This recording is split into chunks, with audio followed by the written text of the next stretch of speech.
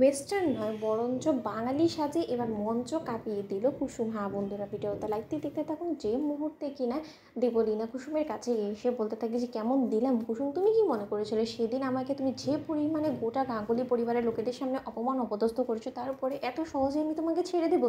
এবার তো তোমাকে নাকানি চুবানি খাওয়ানোর পালা। তুমি কি মনে করেছো যে তোমাকে এবার নতুন করে যে চ্যালেঞ্জের মুখে আমি তোমাকে ফেলে দিলাম, সেই চ্যালেঞ্জে তুমি আবারও ভালো নম্বর নিয়ে উত্তীর্ণ হবে? আগে তুমি গাঙ্গুলি আন্টির রাগ তো সামলাও, তারপরে না তুমি র্যাম্পে হাঁটার পরিকল্পনা করবে, তাই না? ঠিক সেই মুহূর্তে কুসুম বলতে থাকে যে তার মানে এই জঘন্য কর্মকাণ্ডটা আপনার ছিল। কিন্তু আপনি কি ভেবেছেন এত সহজে কুসুম হার মেনে নেবে? আপনি যখন আমাকে এত বড় একটা বিপদে ফেলেই দিয়েছেন, তাহলে আপনার এই চ্যালেঞ্জটা আমি অ্যাকসেপ্ট করে নিলাম, এবং যে কোনো মূল্যেই হোক না কেন গাঙ্গুলি গ্রুপ অফ ইন্ডাস্ট্রিজ যখন মান সম্মান রক্ষা করার গোটা দায়িত্বটা আমার কাঁধে আপনি তুলে দিয়েছেন, তাহলে সেই দায়িত্বটা আমি সম্পূর্ণ ভালো নম্বর নিয়েই পালন করবো। আপনি দেখিয়ে নেবেন দেবলীনা ম্যাডাম। ঠিক সেই মুহূর্তেই যখন দেবলীনা কুসুমের হাতে ওয়েস্টার্ন ড্রেসটা ধরিয়ে দেয় এবং বলতে থাকে যে তাহলে বরঞ্চ তোমার এই নর্মাল পোশাক আশাক ছেড়ে না হয় এবার ওয়েস্টার্ন পরে তুমি মঞ্চে হাঁটো, এবার তারপরে না দেখবো তোমার কত যোগ্যতা। অন্যদিকে আয়ুষ বলতে থাকে যে মোহম আমার তো মাথায় কোনো কিছু ঢুকছে না, এবার কুসুম কী করবে বলো তো? অন্যদিকে ইন্দ্রাণী বলতে থাকে যে যা করার এই মেয়েকেই করতে হবে, ওকেই বুঝতে হবে। আয়ুষ এর মাঝখানে তুমি বিন্দুমাত্র নাক গলাবে না।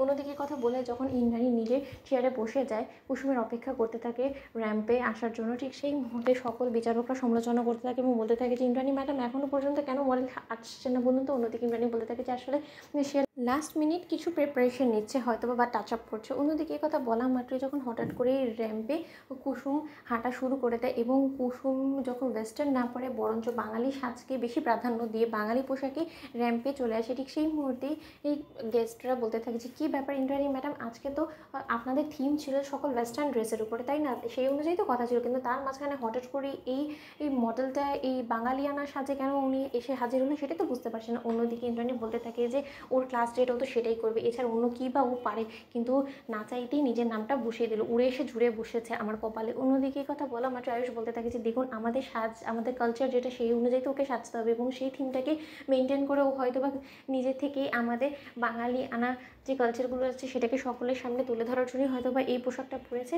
আপনারা লাস্ট অব্দি একটু অপেক্ষা করুন। ঠিক সেই মুহূর্তে যখন হঠাৎ করে কুসুমকে বিচারকরা প্রশ্ন করে ওঠে যে তুমি কি মনে করে আজকে এতগুলো মডেলসরা যেখানে কিনা ওয়েস্টার্ন পড়ছে সেখানে তুমি বাঙালি সাজটাকেই বেছে নিলে, বলতে পারো আমাদের কাছে ক্লিয়ারলি? ঠিক সেই সময় কুসুম বলতে থাকে যে আমি বাঙালি সাজটাকে বেশি প্রাধান্য দিয়েছি, বাঙালি পোশাকে প্রাধান্য এই কারণে দিয়েছি কারণ আমি বাঙালি এবং আমি মন থেকে বাঙালি সাজটাকেই বেশি প্রাধান্য দেবো, এবং এটাতেই আমাকে মানায়। যেখানে কিনা সকলে আধুনিকতার ছোঁয়া পেয়ে রীতিমতো নিজের পোশাক আশাক থেকে শুরু করে নিজেদের কালচারের থেকে অনেকটা দূরে সরে গিয়েছে, সেখানে আমরা নতুন যুগের প্রজন্ম হয়ে আমরা যদি আমাদের সেই বাঙালি আনার পেছনে ফেলে আসা সকল কালচারকে আমরা যদি এত সহজে ভুলে যাই, তাহলে এটা অপমান করা হবে। তো বন্ধুরা, সাবস্ক্রাইব করুন।